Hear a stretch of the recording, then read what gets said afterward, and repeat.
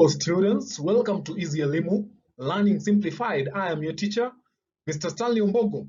So dear students, in this video, we are going to look at, that is scene 3, still in the first act. Remember, the novella has 4 acts, and each act has 3 scenes. So in Act 1, we have been able to look at that is scene 1 and scene 2 by looking at the character portrayal and roles, looking at the issues or the themes, and again the language and style.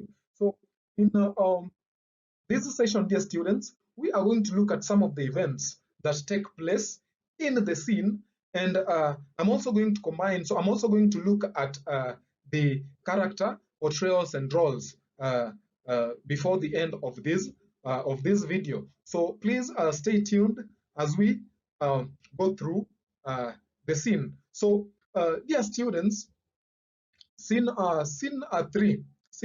of Act 1 takes place a week after the meeting that was held in the mayor's boardroom at the municipal headquarters with the key leaders in the the Maracas municipality. So now, remember, in the setting, I'm just taking you back to the introduction. In the setting, we talked about, some specific settings or names of places that we will only come across as we read the play. So in this scene, dear students, the setting takes place at golf club. It is called Madingo Golf Club. So remember, Madingo Golf Club is owned by one Bembe, who is the Inspector General of Maracas municipality. So it is an exclusive members club. We are not having all the leaders of Maracas municipality in this place. So it is an exclusive members club, meaning that it is only having allies who Mayor Mosi refers to as dependable allies. So we have got Mr. Harvester. Remember, dear students, Mr. Harvester, who we are told was the CEO, that is the Chief Executive Officer, Maracas Municipality. So we have got Mr. Harvester, and there is also Inspector Bembe, who is the Inspector General in Maracas Municipality. So it is this group is an exclusive members club because it is only carrying that is Mayor Mosi's close allies, or the 2 dependable allies. So in the scene, remember previously, in the previous scene, they met to discuss or to come up with a way forward on that is fighting for that is for their lives, a way to ensure that maybe they are not arrested and prosecuted based on corruption charges and even impunities that are within the municipality under the watch of Mayor Mosi. So they did not come to an agreement. They did not get a solution that is a solution to their problems. That is a way of getting away with all the accusations that are building up day in, day out in the Samaritan app. So Bembe predicts his death, that he logged into the app and learned of being accused of corruption, violation of human rights, drug peddling, and extortion. So this, he says, that has made him drift into coma at some point. So Inspector Bembe is afraid. He is afraid of this whole idea of the Samaritan app. So there is some, hopelessness. There is some hopelessness that we see in him. So he is pessimistic. So we can talk about pessimism. So he is hopeless, and he thinks that some of the bad things that he has been doing, or some of the bad things that he has done, will be soon revealed in the Samaritan application. So what happens again, dear students, is that Mosi tells them that Ted and Seymour are mobilizing councillors and aldermen to pass a vote of no confidence in him. So he fears that he is likely to end up in prison. So dear students, remember when that is Ted and Seymour were trying to blackmail the mayor by saying that he has also been doing some things that are not right. He has also been involved in corrupt cases and all that. So they threaten to do what? To remove him from the mayor's position if he fails to come up with some budget reallocation in order to get some finances or some funds to help them get away with their what? With their charges. So they discuss on what the media has presented in the newspapers. So Bembe tells the mayor that the Sentinel claims that he lost a tooth during a boardroom meeting. So remember, there was some fracas that ensued during the meeting that they were holding. Some fracas ensued between, that is Mayor Mosi and that is between Miyamosi and the two friends, that is Ted and Seima. So surprisingly, even what happened in the boardroom meeting has already been disclosed. It has already been put in the magazine, so it has been exposed. So Harvester tells Mosi that the Caribbean Watch claims that Inspector Bembe's hotel is also it is also built on Maracas University land. So there is also another information that has been revealed here. So Harvester tells Mosi that the Caribbean Watch claims that Bembe's, remember, the hotel that they are in, that is Mandigo Golf Club, belongs to Inspector General of Maracas Municipality, that is Inspector Bembe. So Harvester reveals that the Caribbean Watch claims that the hotel is built on Maracas University land, meaning that this is a public land that has been taken by one of the leaders in the municipality. So dear students, another thing that happens is that this news makes Inspector Bembe to be so fearful, since it is the only investment that he has.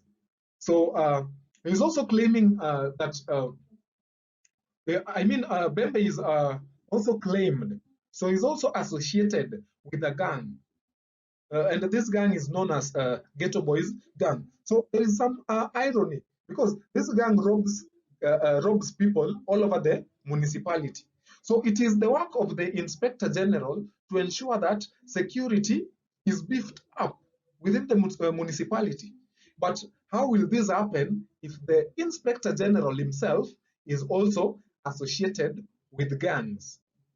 So there is some aspect of irony in that statement. So they try to set strategies on how they can deny ever refusing to award the students for innovation. Remember, scene one talked about the failed award. So they're also planning to do what? To deny that they never refused to award the students for innovation. So they suggest that the issue be considered as cyberbullying. So they are trying to do what? To even ensure that Ramdai and his team are behind bars so as to stop any allegation against them. So there is also this suggestion that is presented by Mosi, that they should use a militia group so as to make the municipal headquarters a no-go zone. Remember, Achad and Seima are planning to mobilize the members of that is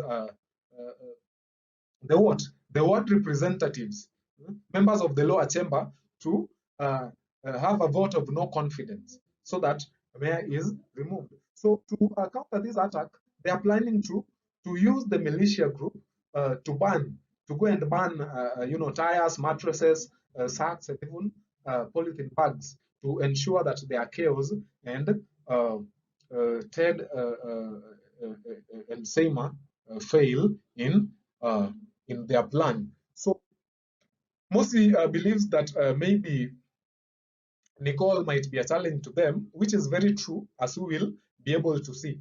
So again, dear students, now on to the character portrayal and roles that we have in this interesting scene. So we are told that number one, Mosi, some of the roles that he plays or he brings out in this scene is that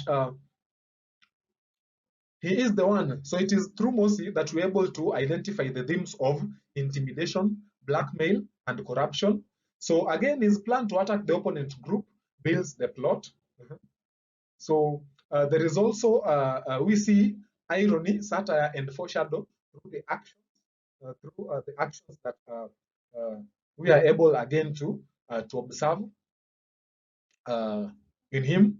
So some of his character portrayals, dear students, is that number one, he is insensitive.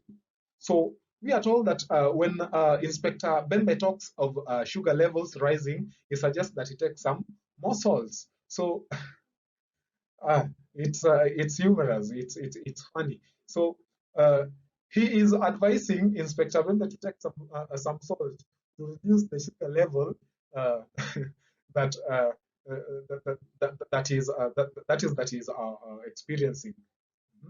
So the rising sugar levels, that is.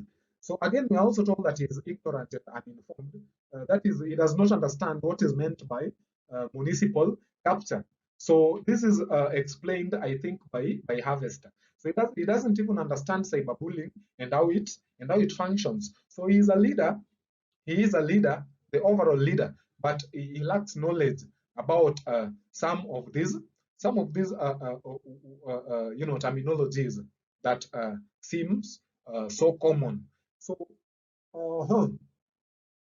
another thing is that he's ruthless and violent. So he operates with gangsters, and this is why he brings in the idea of again using the militia, and also as a black man who heads a gang known as the Red Gang. So he wants the gang to burn tires, just as we had mentioned, to burn tires in every corner of the Maracas. So he also says that he leaves thunder and smoke in his wake. Then we also told that he is corrupt. So Mosi claims that he is accused of many crimes, particularly municipal capture. So remember, Mr. Harvester explained what municipal capture is all about. That is ensuring that we can relate that to egocentrism. That talks about an interest, oneself interest, oneself interest, serving oneself interest, and I mean at the expense of the others. So we are also told that he is hypocritical. So instruct Bembe that they should deny ever having rejected to reward the students up at Sagrada Secondary School. So there are elements of hypocrisy. So you should indicate before the public that they are finalizing arrangements to give. So there is some, pretense. I think we can relate hypocrisy with the pretense.